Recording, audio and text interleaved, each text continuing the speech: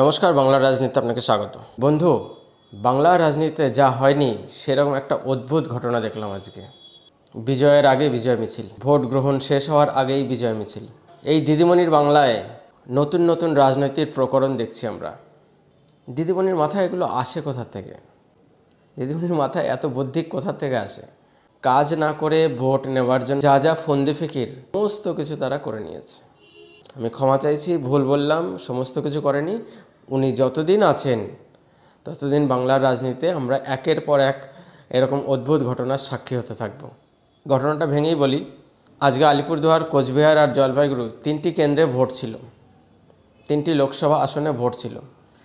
এবং ভোট শেষ হওয়ার সঙ্গে সঙ্গে তৃণমূলের দলীয় কর্মী এবং নেতারা এই তিনটি আসনেই একই সময় ভিন্ন ভিন্ন জায়গায় তারা বিজয় মিছিল বার করে, বিরাট বড় বিজয় মিছিল বার করে, বিরাট শোভাযাত্রা বার করে, যে তাদের ক্যান্ডিডেটরা জিতে গেছে, টিএমসি জিতে গেছে, তার জন্য তারা এই শোভাযাত্রা বার করেছে। মানুষ খুব স্বতঃস্ফূর্তভাবে টিএমসিকে ভোট দিয়েছে, তার জন্য তারা এই শোভাযাত্রা বার করেছে। ভোটের প্রচারে না যা খরচা হয়েছে এই বিজয় মিছিলে, তার থেকে অনেক বেশি খরচা করা হয়েছে। ঢাকঢোল নিয়ে বিরাট ভিড় বানিয়ে, বোঝাই যাচ্ছে সমস্ত ভিড় বানানো ভিড়, সমস্ত নির্দেশ অমান্য করতে না পারার ভিড়। যারা এই মিছিলে আছেন তারাও হয়তো জানেন যে টিএমসি এখানে জিতছে না, তবুও তাদেরকে খুশি থাকতে হচ্ছে, তবুও তাদেরকে বিজয় মিছিলের অংশগ্রহণ করতে হচ্ছে। এটা অদ্ভুত রাজনীতি বলবো না তো কি বলবো। আসলে ঘটনাটা কি হয়েছে বলি। এমনিতেই এই তিনটি আসন তৃণমূলের হাতে ছিল না, কিন্তু এবার ভোটের পরেও দেখা গেল এই তিনটি আসন তৃণমূল ফিরেও পাবে না। উত্তরবঙ্গের সেই হাওয়া যেন দক্ষিণবঙ্গে না লাগে বা উত্তরবঙ্গের অন্যান্য সিটে না লাগে, তার জন্য এই বিজয় মিছিল। উত্তরবঙ্গের বাকি সিটগুলির কর্মীরা বা দক্ষিণবঙ্গের কর্মীরা যাতে মিয়ে না যায়, পুরো হাওয়াটাকে যাতে গরম রাখা যায়, তার জন্যই বিজয় মিছিল। যে আসনগুলোতে ভোট হয়ে গেছে সেই আসনগুলোর কর্মীরা স্বাভাবিকভাবেই বসে যাবে, এবং দেখা যাচ্ছে ভোটে হারছেন তো দেখে কর্মীরা মানসিকভাবে কিছুটা পর্যুদস্ত হয়ে আছে। সেই অবস্থায় সেই হাওয়াটা যদি উত্তরবঙ্গের বাকি সিটগুলো এবং দক্ষিণবঙ্গে বয়ে আসে, তাহলে খুব ভয়ঙ্কর পরিস্থিতি হবে তার জন্য, তৃণমূলের জন্য। তার জন্য দিদিমণি এই মিছিলগুলো করিয়েছেন, এই শোভাযাত্রাগুলো করিয়েছেন তাদের কর্মীদের উৎসাহিত করে রাখার জন্য। হাওয়া ঠান্ডা হতে দেওয়া যাবে না, হাওয়া একই রকম রাখতে হবে, হাওয়া বজায় রাখতে হবে, চাপ বানিয়ে রাখতে হবে। চাপ বানিয়ে না রাখলে হবে না, নালে আমরা 10টা সিটও পাবো না। তার জন্য দিদিমণি এই নতুন প্রকরণ শুরু করেছেন।